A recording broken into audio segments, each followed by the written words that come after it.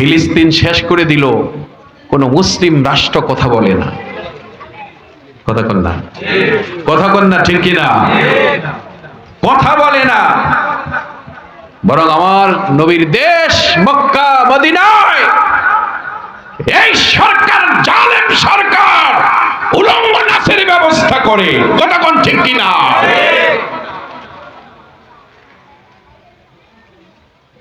Concert করে, তারা নারী বিলাসিতা করে, আর আমার নবীর দেশের মসনদ দখল করে বসে আছে। কথা কন না? সেই মসনদ থেকে হযরত উমর অর্ধ জাহানকে শাসন করেছেন। হুঙ্কারটা তো সৌদি থেকেই আসবে। কথা কন না, কথা বলেন না কেন? বাংলাদেশে কে হুঙ্কার দিবে? ইহুদিবাদ নাসারাদের বিরুদ্ধে হুঙ্কার দিয়েছেন মুহাম্মদ রাসূলুল্লাহ, হুঙ্কার দিয়েছে হযরত ওমর ফারুক। জুলফিকার হাত তলোয়ার নিয়ে যুদ্ধ করেছেন শেরে খোদা আলী কাররামাল্লাহু ওয়াজহু, ঠিক কিনা বলে? ইসলামকে প্রতিষ্ঠিত রাখার জন্য জীবন দিয়েছেন হাসান হুসাইন রাদিয়াল্লাহু আনহু।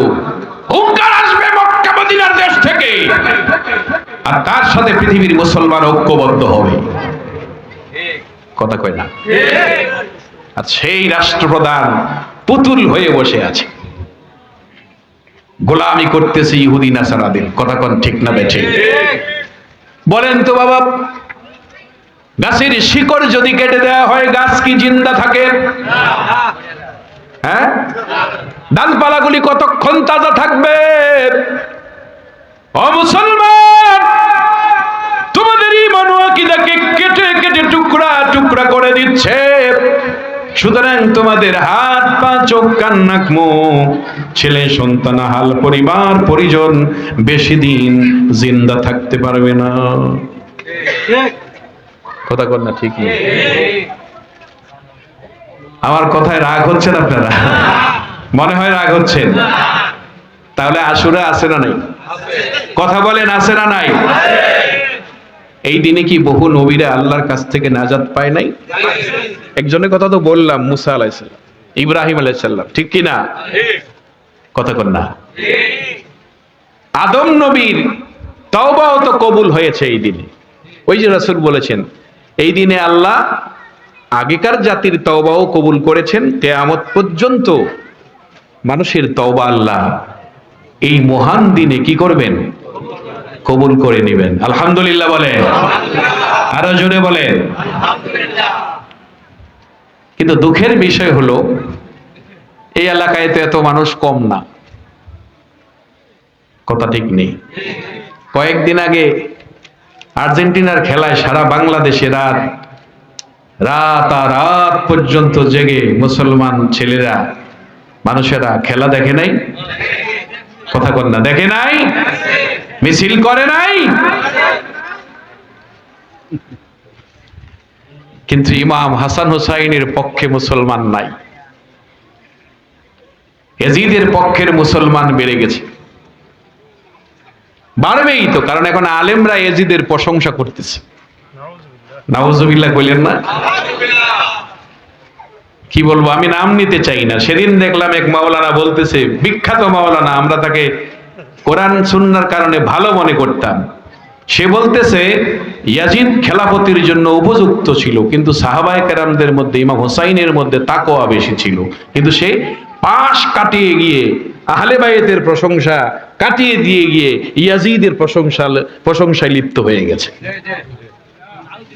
কথা কথা ঠিক কিনা জোরে বলেন। আরেকজন তো ইয়াজিদকে রহমতুল্লাহ আলাইহি বলে, আরেকজন বলে সে দৈনিক নাকি 1000 রাকাত নফল নামাজ পড়ে। আরে ইয়াজিদ মদিনা মুনাওয়ারায় 3 দিন পর্যন্ত নামাজের আজান জামাত বন্ধ করে দিয়েছে। হাজার হাজার নারীকে তার সৈন্য দিয়ে অবৈধভাবে অবৈধ আচরণ করে হাজার হাজার নারীকে গর্ভবতী করেছে। ইয়াজিদের ইতিহাস জানেন? মদিনার মসজিদে নববীতে ঘোড়া, উট, বকরি বেঁধে পেশাব পায়খানা করিয়েছে। মক্কায় খানায় কাবার হজরে আসওয়াদে আগুন লাগিয়ে দিয়ে 3 টুকরা করে দিয়েছে। কি পশম দাঁড়িয়ে যায় না? মুসলমান কথা বলেন, শরীরের পশম দাঁড়ায় না আপনাদের? আর এখন মুসলমানের মুখে ইয়াজিদের প্রশংসা। নাউজুবিল্লাহ চিৎকার করে বলেন, আরো জোরে বলেন। অন্তত এইটুকুন বলতে হবে, লানাতুল্লাহি আলাইহি। কথা কোন ঠিক কিনা? আরো বলেন। তারপর কি বলতে হবে? লানাতুল্লাহি আলাইহি, গাদিবাল্লাহু আলাইহি।